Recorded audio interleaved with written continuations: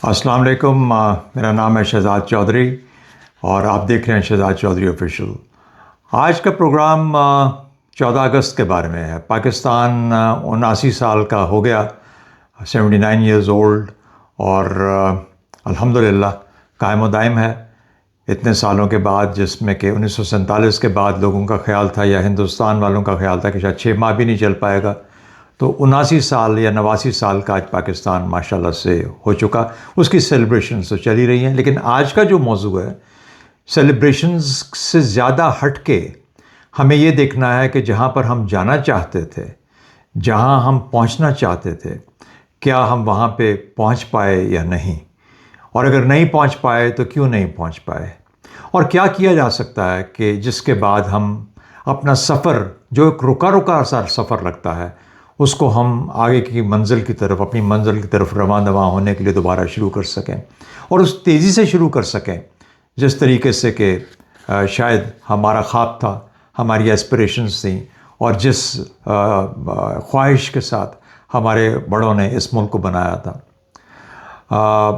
मुझसे पाकिस्तान सिर्फ 5 साल ही बड़ा है, तो पाकिस्तान और मैं तकरीबन हम साथ ही पले बड़े हैं, जिस तरह और बहुत सारे मेरी हम उम्र लोग इस पाकिस्तान के सफ़र के अंदर शामिल रहे। तो हमारा एक नज़रिया है, हमारी एक सोच है जिसमें हमने पाकिस्तान को बढ़ते देखा। आज जो हम सेलिब्रेशंस कर रहे हैं उसकी भी बेशुमार वजूहात हैं और करनी चाहिए, लेकिन उन सेलिब्रेशंस पे जाने से पहले मेरा ख्याल ज़रूरी ये है कि फिर से याद करा दिया जाए कि सब्सक्राइब करने वाले सब्सक्राइब कर लें इस चैनल को, और जब आप ये देख चुके हैं तो काइंडली लाइक और शेयर कीजिएगा। तो सेलिब्रेशंस की वजह तो मैंने आपको बता दी कि बेशुमार वजूहात हैं। पाकिस्तान का तशख़्ख़ुस दुनिया भर में पिछले साल 1.5 साल के अंदर बहुत उभर के सामने आया है। पाकिस्तान की इज़्ज़त बढ़ी है, वक़ार में इजाफ़ा हुआ है। पाकिस्तान का नाम हर कैपिटल में, हर मुल्क में लिया जा रहा है। पाकिस्तान, वहाँ के लोग और वहाँ के लीडरान हैं, वो पाकिस्तान के लीडर्स की कदर करना शुरू हो गए। पिछले साल मई की जंग में पाकिस्तान ने जो कामयाबियाँ हासिल की, हमारी हिंदुस्तान के ख़िलाफ़ जो हमारी जंग हुई थी मई 2025 के अंदर, वो भी सबके सामने, और वही वजह बनी कि पाकिस्तान एक फिर से उभर के भर के सामने आया। उस तशख़्ख़ुस, उस इज़्ज़त और वक़ार के साथ आज पाकिस्तान अपने आप को उस लेवल पे देख रहा है जहाँ पर कि वो मशरिक़ वस्ता के अंदर एक सिक्योरिटी प्रोवाइडर के तौर पे जाना जा रहा है। वेस्ट एशिया में एक बड़े मुल्क की पहचान के तौर पे देखा जा रहा है।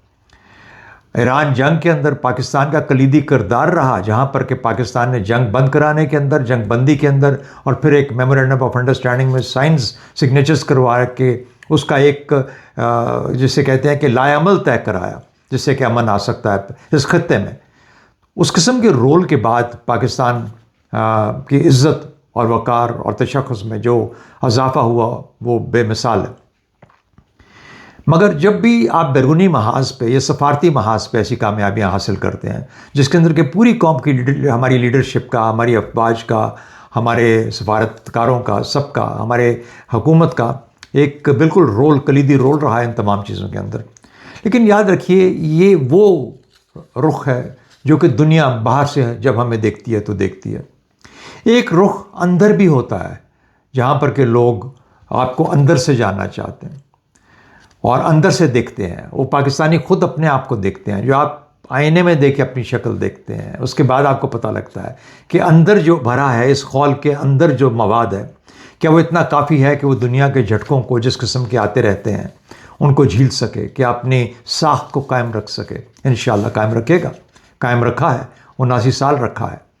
लेकिन अब आइंदा का जो सफ़र है उसको किस तरीके से बेहतर तौर पे किया जा सकता है, कहाँ कहाँ पे बड़ी बड़ी कमज़ोरियाँ, बेशुमार कमज़ोरियाँ हैं, बहुत सारी कमज़ोरियाँ हैं। तो मैं हरगिज़ उन कमज़ोरियों पे नहीं जाना चाहता, लेकिन मोटी मोटी चंद बातें तो ज़रूर करनी चाहिए ना, जिसके बाद मुझे लगता है कि शायद जल्द से जल्द हम उस तेज़ी के सफ़र की तरफ चल पड़ेंगे जहाँ पर कि सफ़र रुका हुआ लगता है। उससे पहले चंद अच्छी बातें और भी याद कर लेते हैं। 1947 में पाकिस्तान बना, और बिल्कुल ही लाचार तो मैं नहीं कहूँगा, लेकिन एक बिल्कुल नया मुल्क जिसको बहुत लिमिटेड रिसोर्सेज मिले, बहुत कम उसके हमारे हिस्से में आया। बहुत बड़ी आबादी हिजरत के बाद यहाँ पहुँची, उनको सेटल करना। तो 1947 का तो हमारे सामने एक पूरी तारीख़ हमारे सामने है, लेकिन एक अल्हम्दुलिल्लाह एक आज़ाद मुल्क वजूद में आया। उसके बाद जल्द ही 1965 का झटका आया, एक बड़ी जंग भारत के साथ हुई, जिसमें पाकिस्तानी अफवाज ने, पाकिस्तानी कौम ने वो जंग लड़ी और उसके बाद अपने आप को बरकरार रखा। यानी हम हिंदुस्तान के बड़े होने के बावजूद, एक बड़ी फ़ौज होने के बावजूद, हम कोई इतना आसान निवाला साबित नहीं हुए, बल्कि बहुत कड़वा निवाला था, जो कि उनके लिए निकलना मुश्किल हो गया। पाकिस्तान ने अपना किरदार खूबी निभाया। पाकिस्तान ने कामयाबी के साथ वो जंग के ऊपर सुरखरू हुआ। उस जंग में 65 की जंग में 71 की वॉर आई, 71 की जंग में 2 लख्त हुआ ये मुल्क। छोटा झटका नहीं था, बहुत बड़ा झटका था। पाकिस्तान को 2 लख्त कर दिया गया, 2 हिस्सों में बांट दिया गया। एक अंदर लगने वाली चोट थी, उसके बावजूद पाकिस्तान आज खड़ा है। आज का जो पाकिस्तान है वो 71 के बाद का पाकिस्तान है।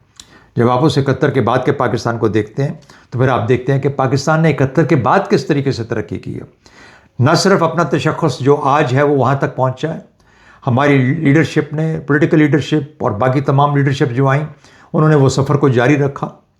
पाकिस्तान एक न्यूक्लियर मुल्क के तौर पे उभरा 1998 के अंदर, सबके सामने है, और एक पहचान हुई न्यूक्लियर मुल्क के तौर पे, और एक डिटरेंस सेट हुआ।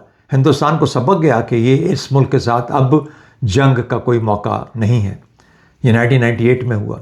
फिर इसी चीज़ के बाद चलते हुए जब मामलात थोड़े से और ख़राब हुए, 2019 की बात कर रहा हूँ, हिंदुस्तान ने कोशिश की पाकिस्तान पे हमला करने की, उसका खातिर खा जवाब दिया। 2025 साल जैसा मैंने जिक्र किया, फिर हुआ, उसका भी जवाब दिया गया, और कामयाबी के साथ जवाब दिया गया दोनों सूरतों में। तो वो पाकिस्तान अपनी डिटरेंस के साथ, strategic deterrence, conventional deterrence, full spectrum deterrence, इन तीनों के साथ आज कायम है। ये तो कामयाबियाँ हैं। तो गलतियाँ कहाँ हुई? तो गलतियाँ हुई, उसके ऊपर चलते हैं।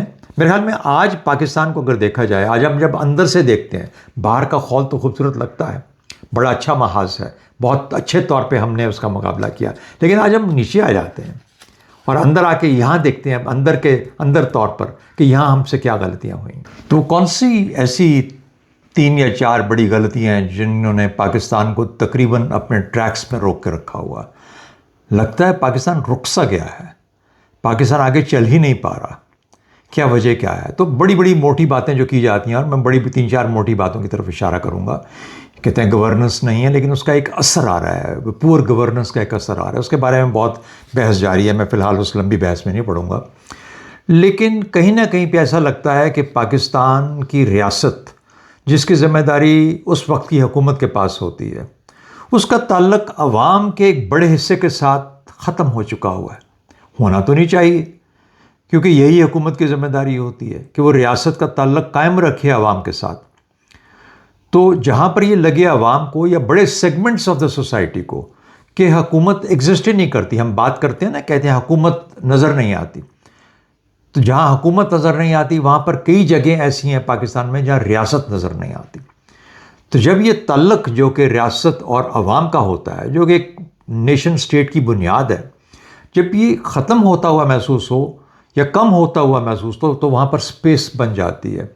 उस स्पेस को फिर बाकी लोग आके पुर करते हैं। यानी वो लोग, जैसे कहते हैं ना, कोई किताब आपने बहुत मशहूर देखी होगी, वाई नेशंस फेल। उसकी बुनियादी वजह ये होती है कि जब वो स्पेस, हमारे जैसे मुल्क, जब स्पेस क्रिएट हो जाए, तो फिर बाकी लोग बाहर से आते हैं, या अंदर से ही कमज़ोरी जन्म लेती है। 2 ही तरीके हैं, अंदर से पहले कमज़ोर होते हैं तो बाहर के लोग आके उसमें से फ़ायदा उठाते हैं। अफ़गानिस्तान का हाल देख लीजिए, वहाँ पर TTP का जो असर पाकिस्तान पे आ रहा है, चाहे भारत की कर रहा हो, लेकिन भारत को मौका मिल रहा है उन जगहों पे इस तरह अपना अमल करने का, चाहे वो TTP को इस्तेमाल करे, BLA को इस्तेमाल करे, किसी और को इस्तेमाल करे पाकिस्तान के ख़िलाफ़, क्योंकि वहाँ पर स्पेस क्रिएट हुई। क्यों क्रिएट हुई? क्योंकि वहाँ पर अवाम और रियासत के बीच में फासला बढ़ गया। जहाँ पर रियासत पहुँच ना पाए, बलूचिस्तान के बहुत सारे हिस्से हैं, बहुत सारे, बदकिस्मती हमारी, बहुत बड़ा है, 1/3 पाकिस्तान का साइज़ है बलूचिस्तान का। वहाँ पे रियासत एग्जिस्ट नहीं करती, या बहुत कम एग्जिस्ट करती है। एक थाना होगा छोटा सा, कुछ सिपाही होंगे, लेकिन वो कोई उन पे हमला कर देगा, वो बेचारे बैठे रहेंगे, गैरिजन हो जाएंगे, बंद हो जाएंगे, और आवाम को जो हिफाजत का या तहफ़्फ़ुज़ का एक असर आना चाहिए वो नहीं आ पाएगा। तो ऐसी जगहों पे फिर जो ऐसे BLA है या बाकी लोग हैं, वो फिर ज़्यादा फ़ाल हो जाते हैं, वो खुल के फिर अपना काम करते हैं। वो उन लोगों को ये एहसास दिलाते हैं कि अब तुम्हारी रियासत या तुम्हारी हुकूमत तो तुम्हारे पास नहीं है, लेकिन हम तुम्हारे हामी हैं, हम तुम्हारे साथी हैं। तो यही कुछ खैबर पख्तूनख्वा में, और यही कुछ, लेकिन मुझे उससे आगे बढ़ने दीजिए। बहुत सारे ऐसे इलाके हैं, पंजाब के भी और सिंध के भी, जहाँ पर कि ये सब कुछ होता है। और मैं ख़ास तौर पर पंजाब का इससे जिक्र करूँगा क्योंकि 12-13 करोड़ अवाम लोगों का ये सूबा है पंजाब। तो इतना बड़ा सूबा, या फॉर दैट मैटर बलूचिस्तान जो कि 1/3 जितना पाकिस्तान जितना बड़ा उसको साइज़ में हुज्जम में बहुत बड़ा है, यहाँ पर आबादी बहुत बड़ी है पंजाब के अंदर। तो इन जगहों पे हर जगह पे रियासत का पहुँचना बिल्कुल नामुमकिन हो चुका हुआ है। वहाँ पर फिर जुर्म जन्म लेता है। तो जो मुजरिम होते हैं, जो जराइम पेशा लोग होते हैं, उनको मौका मिलता है फलने फूलने का। चाहे वो बच्चों के अंदर आपको नज़र आता हो कि बच्चों के साथ जो ज़्यादतियाँ होती हैं और आए दिन होती हैं, ख़वातीन के साथ ज़्यादतियाँ होती हैं आए दिन होती हैं, क्योंकि कानून नहीं है, कानून का वहाँ तक पहुँच नहीं है, कानून वक्त पे पहुँच नहीं पाता उन जगहों के ऊपर। तो हम सिर्फ लाहौर को या गुजरांवाला को या फैसलाबाद को या मुल्तान को या रावलपिंडी को साफ़ या सेफ़ बना के उसके हम ये नहीं कह सकते कि पूरा पंजाब जो है या पूरा पाकिस्तान जो है वो ऐसा हो चुका है। कराची का हाल आप सबको मालूम है, वहाँ पर पेटी क्राइम की एक इंतहा है। तो ये रियासत की गैर मौजूदगी जो है, रियासत का कनेक्शन अवाम के साथ ख़त्म हो जाना, और वो हुकूमतों की ज़िम्मेदारी होती है। वो वफाकी हुकूमत है, वो सूबाई हुकूमत है, वो रियासत की नुमाइंदा है, उन्होंने तल्लक को कायम रखना है, उन्होंने वहाँ पहुँचना है, लेकिन जुर्म होने से पहले पहुँचना है। अब वो जुर्म को रोकने के लिए क्या कुछ किया जाना चाहिए, वो मेरे ख्याल में वो कॉन्फिडेंस लेके आएगा आपके लोगों के अंदर, और बाहर की दुनिया भी देख पाएगी कि यहाँ जुर्म कम से कमतर होते हैं। ऐसे मुल्क हैं जहाँ पे मुजरिम बहुत कम होते हैं, जुर्म होने नहीं दिया जाता, जुर्म से पहले पकड़ लिया जाता है। तो हमारे पास एजेंसियाँ तो बहुत हैं, 28 इंटेलिजेंस एजेंसियाँ, सिर्फ 28 काफ़ी कम तो नहीं है। इनको इस्तेमाल कैसे करना है ये अलबत्ता बहुत अहम है। तो मेरा अपना ख्याल ये है कि जहाँ पर बैरूनी महाज अहम है, वहाँ पर अंदरूनी महाज और उसके अंदर जो रियासत और अवाम का जो तल्लक है उसको कायम करना बेइंतहा ज़रूरी है, बल्कि उस हद तक ज़रूरी हो चुका हुआ है। मैं आपको मिसाल देता हूँ, अभी भारत के अंदर ये जो कॉकरोच पार्टी ने जिस तरीके से जन्म लिया और वहाँ पे एक मुजाहरा हुआ, तो अच्छी खासी एक जमहूरियत है जो कि कंटिन्यूस जमहूरियत है 47 के बाद, वो भी हमारे साथ ही आज़ाद हुआ था ना, लेकिन उसमें अंदर कोई डिसकंटिन्यूटी नहीं आई, जैसी तैसी जमहूरियत चल रही है। वहाँ पे भी गुर्बत बहुत है, इसमें कोई शक की बात नहीं, लेकिन इसके बावजूद वहाँ पर इस तरह की फिर जहाँ पे अपने आप को अलहदा कर ले, लोगों की आवाज़ ना सुने, तो फिर कॉकरोच पार्टी जन्म लेती है और फिर उसके बाद वो कुछ होता है जो हमने देखा।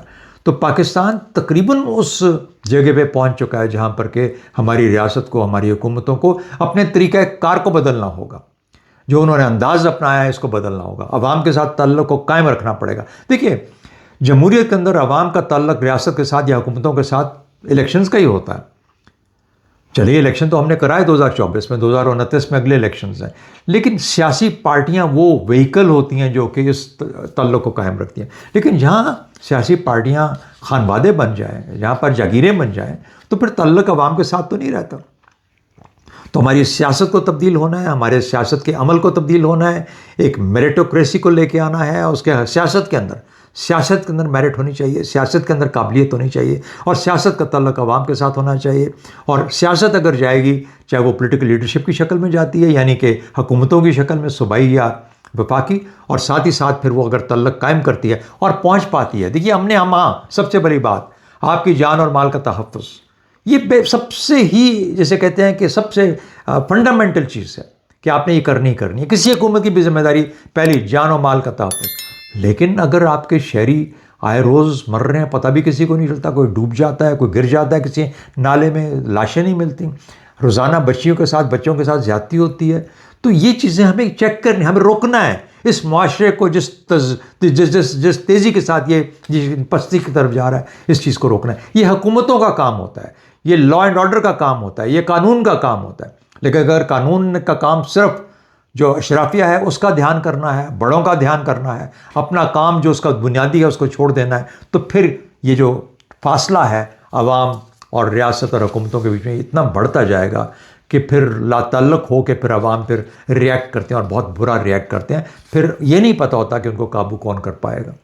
तो ये एक बुनियादी फेलियर है जिसको कि हमें एड्रेस करना है। मेरे ख्याल में ये एक बुनियादी वजह बनी है कि किस तेज़ी के साथ ये तनज़्ज़ुली जो हमारे माशरे में देखी जा रही है और हमारे लॉ एंड ऑर्डर के अंदर है, इसको हमें कैसे सॉर्ट आउट करना है। दूसरी बात, मैं देख रहा था कि पिछले जब हम ग्रो अप कर रहे थे तो क्या अवामिल थे, क्यों ये एक मुस्तहकम मुल्क लगता था, क्यों लगता था कि ये तेज़ी से बढ़ता हुआ तरक्की करता हुआ मुल्क होगा पाकिस्तान। मैं 1960s की बात कर रहा हूँ।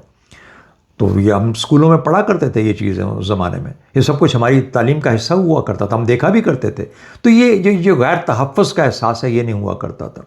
और फिर लगता नहीं था कि कोई इतनी यानी करप्शन और पैसा खाना और अवामी वसाइल के ऊपर डाका डालना किसी भी शक्ल में हो, चाहे आप उसको कोई कॉन्ट्रैक्टर खा जाता है, कोई सियासतदान, कोई लीडर खा जाता है, कोई सियासी लीडर खा जाता है, कोई प्रोजेक्ट के अंदर पैसा चला जाता है, पता ही नहीं चलता पैसा आया था किधर चला गया, गंदम खरीदी जाती है वो गायब हो जाती है। तो इस तरह के मामला नहीं हुआ करते थे, एक शफाफियत का माहौल होता था।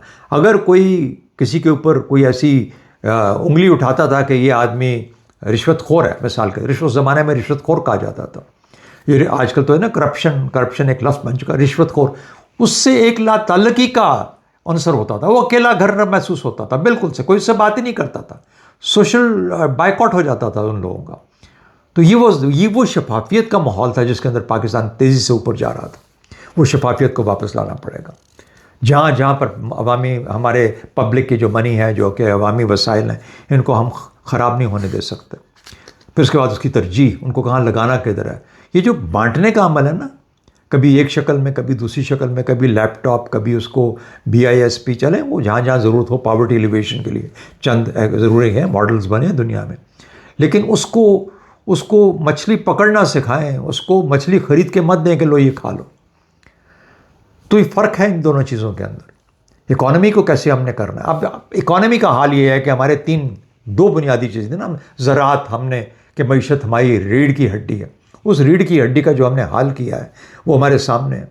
तो अगर आपने सबसे पहले 2015, अभी क्या है 2026, आप 15 साल के बाद देख लीजिए, 15 साल के बाद आप किसी भी लीडर से पूछ लें कि अच्छा हमारी जो मईशत है इसको किन बुनियादों पे कायम हुआ होना चाहिए, क्या अभी भी हम ज़राअत और सनत और सर्विसेज के ऊपर करेंगे, इन तीनों चीज़ों के ऊपर होगा, शायद ब्रॉड यही होंगी चीज़ें, लेकिन इनकी शक्ल भी तो बदलनी चाहिए, क्योंकि अगर हम इसी सफ़र पे लगे रहे तो इसी रेट पे लगे रहेंगे, इसी स्पीड पे चलते रहेंगे। तो मैं ये इसके समझता हूँ कि दुनिया एक इंडस्ट्रियल एज से निकल के इंफॉर्मेशन एज में आई, इंफॉर्मेशन एज से निकल के टेक्निकल एज में आई, टेक्निकल एज से निकल के अब वो आर्टिफिशियल इंटेलिजेंस की एज में जा चुकी है। हम अभी तक उसी ज़माने में फंसे हुए हैं जहाँ पर इंडस्ट्रियल एज का एक ज़माना जो शुरू हुआ था और उसकी भी तबाही मच रही है भाई। तो ये इकॉनमी के जो खदोखाल हैं, जो इसकी एक नई साख्त है, उसको डिटर्मिन करना बहुत ज़रूरी है, क्योंकि हमने इतने सारे और मौके मिस कर दिए कि हम वहाँ तक पहुँचे ही नहीं। हमारी रेट इतनी नहीं थी 1960 के बाद से, ख़ास तौर पर 19 से मैं कहता हूँ 67-68 के बाद से हम वहाँ पे सफ़र ही हमारा ख़राब हो गया। 65 की जंग ने बहुत बड़ा उसके अंदर एक रोल अदा किया, लेकिन सिर्फ एक जंग को इस चीज़ का, इसके बाद इतने साल और गुजर गए, हम सोते रह गए, हमारी प्रायोरिटीज़ ही इस्टेब्लिश नहीं हो पाई, हमें पता ही नहीं चला कि हमने किस तरीके से लीप फ्रॉग करना है, हमने छलांग मार के आगे निकलना है। हिंदुस्तान कहाँ बैठा हुआ है हमें ये नज़र आता है, लेकिन पाकिस्तानी मईशत आज वही है, हम सब के सब गरीब से गरीब तर हुए जा रहे हैं। ना पानी है यहाँ, पर कैपिटा वाटर की जो अवेलेबिलिटी है, पानी की अवेलेबिलिटी, तो कम से कम तर हम एक वाटर डेफिशिएंट कंट्री बन गए हैं। हमारा अच्छा खासा पानी हुआ कर, हमने कभी स्टोरेजेस नहीं बनाई। 2 बड़े डैम की बात बनी, मंगला डैम और तरबेला डैम, उसके बाद कभी किसी ने डैम्स नहीं बनाए, पानी स्टोरेज का कोई तरीका नहीं है। तो कहाँ से ज़राअत चलेगी आपकी? इंडस्ट्री छोड़ के जा रही है, क्योंकि आपके यहाँ बिजली की जो कीमत आपने अदा की, जो आपने प्रायोरिटीज़ ऑप्शन की, आपने फ़ायदे जो जहाँ पे आपको, यानी जहाँ पर एक शफाफियत का निज़ाम ख़त्म हो जाए, जहाँ पर आपका जो दफ्तर है, ऑफिस है, वो ऑफिस ऑफ प्रॉफिट बन जाए बजाय ऑफिस ऑफ सर्विस, तो फिर फैसले ऐसे ही होंगे जैसे हमारे यहाँ हो रहे हैं। तो इकॉनमी के अंदर मुझे आज जो नज़र आता है वो हमें ये करना है कि हमें इकॉनमी के अंदर एक डिजिटाइज्ड इकॉनमी में फटाफट जल्दी से जल्दी पहुंचना। वी हैव टू इंफ्रास्ट्रक्चर देना, ऐसा इकोसिस्टम क्रिएट करना कि पाकिस्तान भर में एक डिजिटल इंफ्रास्ट्रक्चर कायम हो जाए। हमें डिजिटाइज करना है। अभी कल ही के दिन में फैसला हुआ है कि हमारे जो पेट्रोल पंप हैं वो रिकॉर्ड नहीं रखेंगे, अपनी सेल्स का डिजिटल रिकॉर्ड नहीं होगा।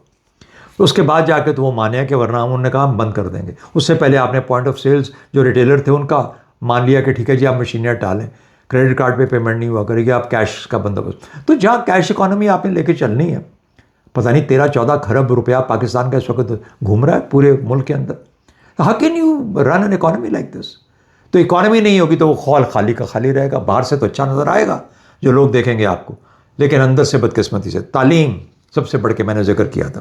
देखिए तालीम हमारे ज़माने में हम जब छोटे थे, जब बड़े हो रहे थे, तो एक मेन फैक्टर क्या था जिसने एक गांव में से उठा हुआ लड़का जो मैं हूं या मेरे वालिदैन या उस ज़माने के जो लोग थे, तालीम ने वो फ़र्क डाला, मेरिट ने वो फ़र्क डाला। मुझे याद है कि उस ज़माने में मैं आपको वो वक्त बता देता हूँ, आप अंदाज़ा उससे लगा लीजिएगा। मेरे वालिद साहब बताया करते थे कि जब वो फर्स्ट ईयर के स्टूडेंट थे और गांव में हम रहते थे, और वो भी गांव में, ज़ाहिर है गांव में थे, मैं तो उस वक्त दुनिया में नहीं आया था।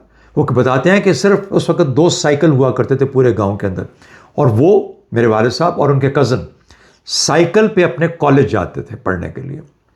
सिर्फ 2 साइकिल हुआ करते थे। 1962 में हमारे गांव में, मैं गुजरात का गांव है, मेन स्ट्रीम है, बिल्कुल absolutely on the GT road, वो उसके ऊपर है।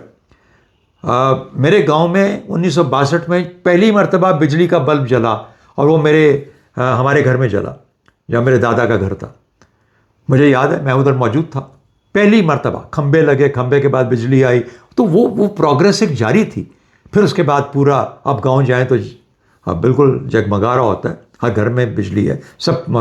तो हम चल तो रहे हैं, आगे तो आए हैं। तो जब हम उसको देखते हैं तो हम आज जहाँ खड़े हैं हमें बहुत ज़्यादा फर्क नज़र आता है। लेकिन वो क्या चीज़ थी जिसने ये तब्दीली लेके आई? हम लोग किस तरीके से उन गाँव से निकलकर, सारी ज़्यादा आबादी हम सब की वैसी ही है। हम सब वो लोग हैं जिन्होंने 1950 में अगर पैदाइश की, या लेट 40s या अर्ली 50s के अंदर, तो तालीम की बुनियाद पे जो प्रोग्रेस है वो हुई। वो तालीम आज आप देखें तो बिल्कुल एक, जिस तरीके से जैसे कहते हैं कि एक रैंसम बनी हुई है, it is held you back. जिस किस्म की तालीम है, जिस किस्म की, तो तालीम के ऊपर फोकस करना एक नहायत ज़रूरी अमल है, क्योंकि वो तालीम होगी, चाहे आप उसको FSC तक ले जाएं, BA तक ले जाएं, स्किल्स को साथ शामिल करें। अब ये डिजिटाइज़ करेंगे, लोगों को कनेक्ट करेंगे, कनेक्टिविटी देंगे, डिजिटल स्पीड को तेज़ करेंगे, डेटा को आसानी के साथ एक जगह से दूसरी जगह तरसील करेंगे डेटा की, उसको इस्तेमाल करते हुए आज के बच्चे तेज़ी के साथ आज की दुनिया में दाखिल हो पाएंगे। फिर वो प्रॉफिटेबल भी बनाएंगे, वो फिर प्रोड्यूस भी करेंगे, फिर वो क्रिएटिव भी होंगे। और ये क्रिएटिविटी सिर्फ टिकटॉक और सोशल मीडिया की हद तक नहीं होगी। फिर वो प्रोग्राम्स भी बनाएंगे, जो इसके आर्टिफिशियल इंटेलिजेंस तक पहुंच पाएंगे। और अगर हम आज के दौर में तेज़ी से उस मरहले पे चले जाते हैं जहाँ पर कि हम आर्टिफिशियल इंटेलिजेंस की सर्विसेज प्रोवाइड करने वाले, या उस ज़माने की ज़रूरियात के हिसाब से अपने मामलात को चलाने वाले, तो फिर आहिस्ता आहिस्ता हमारा सफ़र आगे की तरफ जाए। ज़राअत को भी देखें, आप बाकी चीज़ों को भी देखें, वैल्यू एडिशन को भी देखें, तमाम चीज़ों के अंदर एक्सपोर्ट्स को बड़ा करें। लेकिन जो तेज़ी से जाने का सफ़र है वो डिजिटल इकॉनमी के अंदर है, डिजिटल एज के साथ है, डिजिटल इंफ्रास्ट्रक्चर के साथ है, एक डिजिटल माहौल के साथ है। तब हम उससे आगे हो पाएंगे। तो अमन व अमान, लोगों के साथ तल्लक, लोगों का रियासत और हुकूमत का, और उसके बाद फिर मईशत। तो ये अगर ये 2 चीज़ें होंगी तो मेरा ख्याल है कि पाकिस्तान जो है उसको एक बुनियाद बनेगी, जिसे कहते हैं कि टूल्स ऑफ मूविंग फॉरवर्ड। हम उन टूल्स के साथ हम तेज़ी से आगे बढ़ जाएंगे। ये मेरा ख्याल है कि डिजिटाइज़ करने से हम जितने हमने मौके मिस किए हैं हम उनको कवर कर जाएंगे। देखिए पाकिस्तान का रिकॉर्ड है सोलर, चाहे लोगों ने अपने तौर पे किया है, यानी जिस किस्म की यहाँ पे सोलर एनर्जी इस्तेमाल हुई है दुनिया भर में, दुनिया रिकॉर्ड आपकी तारीफ कर रही है इस सिलसिले में, कि इतनी तेज़ी से बढ़ता हुआ सोलर एनर्जी का जो मामला है वो सिर्फ पाकिस्तान इस वक्त सबसे आगे है दुनिया में इस चीज़ के अंदर। लेकिन लोगों ने बिजली की जो मामलात आपने किए थे उसकी मजबूरी के तहत ही किया ना।